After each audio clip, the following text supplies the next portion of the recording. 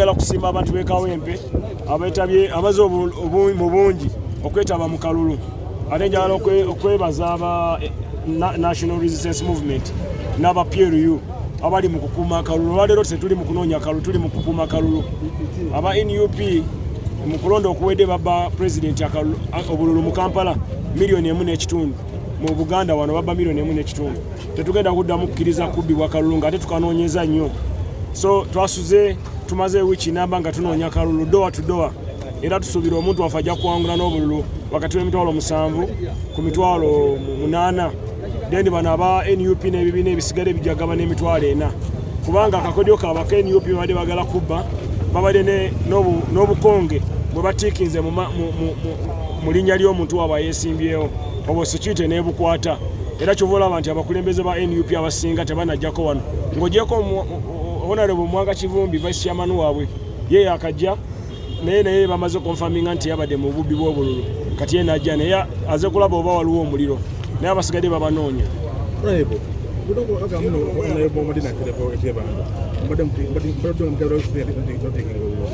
Babadde bakola ki?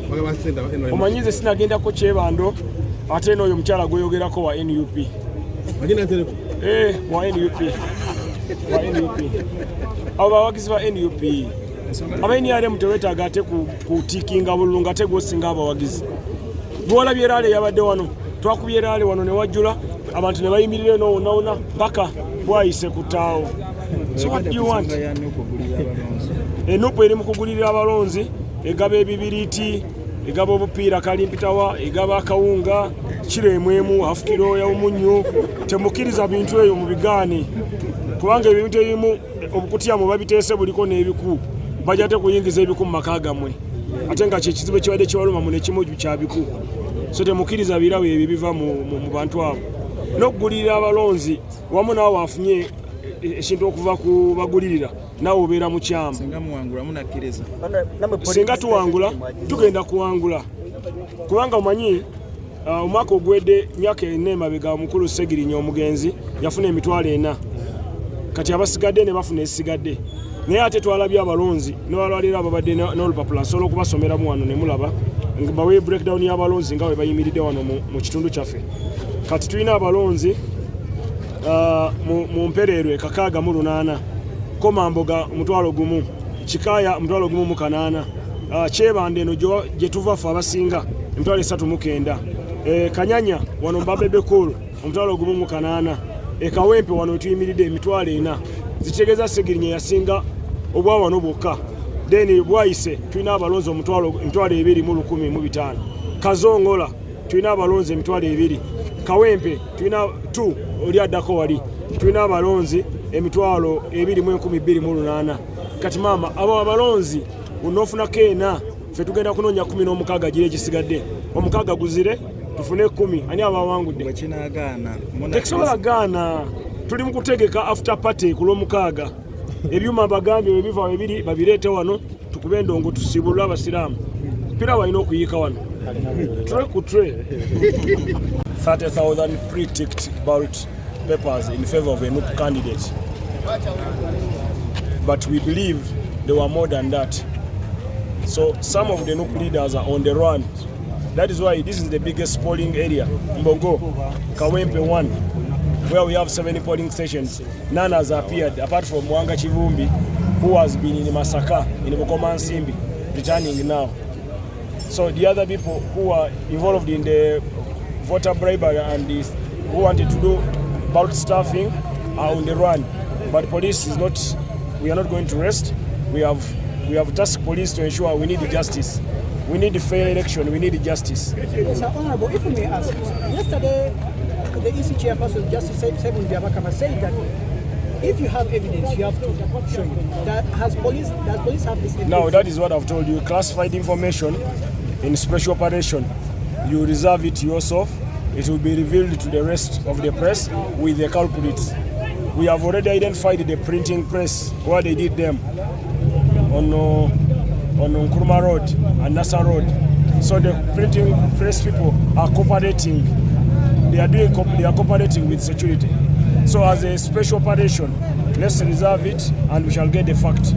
I may ask, could you tell us some of the MPs that are security? There are quite many. There are many top leaders of NUP. They are top leaders of NUP. Can you list one or two? I don't have to. You see, I don't want you to sabotage investigation. Let us preserve the spirit of investigation, but the truth will come out. Today we said enough is enough.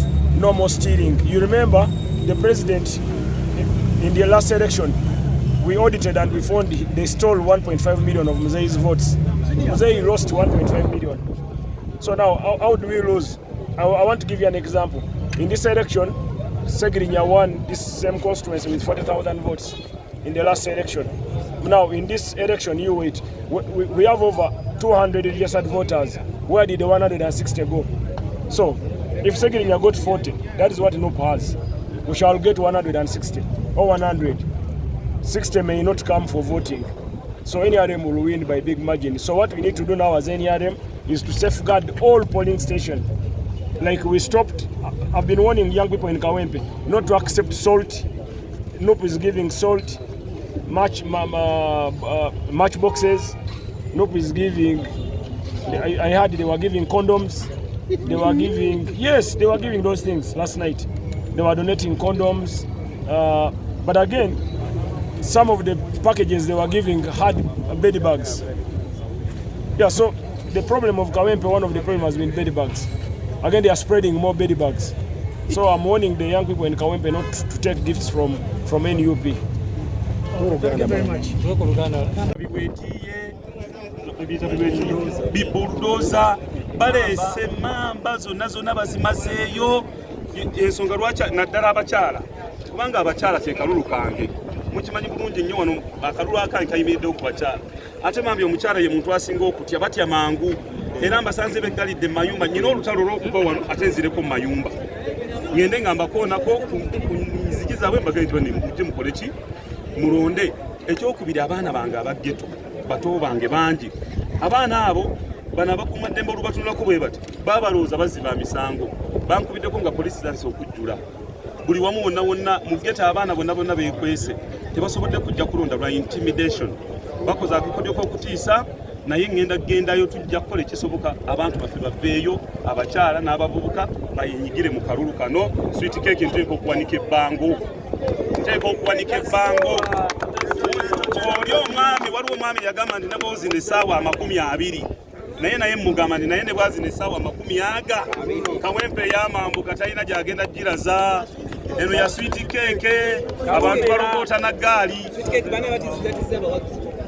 of course ebitongole ebikuuma ddembe tulabye abantu abali mbibombola byesirabanga nako emambo ogireetera ki mu bayireki eno constituency y'abantu bakkakkamu kubanga mulimu amadiini gasibuka wano mulimu bali ababahayi tempo omukubo yono kakati mulimu bannaffe abasiraamu wano wenyini wetulonera mulimu abalokole abantu bakkakkamu naye oleetera ki emmamba kutiisa so ebitongole ebikuuma ddembe baleese ne baradisi besirabangako kasankwa bangabirimu kasambwa omukulu oyo baŋŋaye nti mwali yeegiriisa adde eri abantu batidde nnyo babatiisizza nnyo naye naffe tugenda kudda ku mulamwa gumu kuddayo ate kukunga bantu bajje nkuba ki gyogambye gyolese empya eyo gyoga nti olina kiwanika eswetkeke of course wano bingi nti nzaalibwa wano nkulidde wano abantu bonna abali ku baloti pepa abantu tebabamanyi kyokola leero nabajooze netekako na ggaali kubanga kati abantu tebatya balagira biri ebyokulagira haja alagidde gundi alagidde eno tekikyakola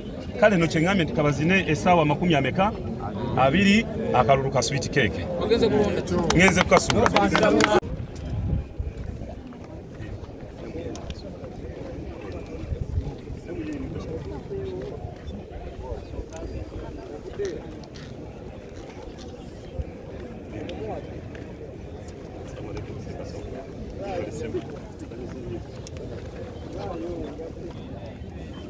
batugambye nti MU edisaidi wali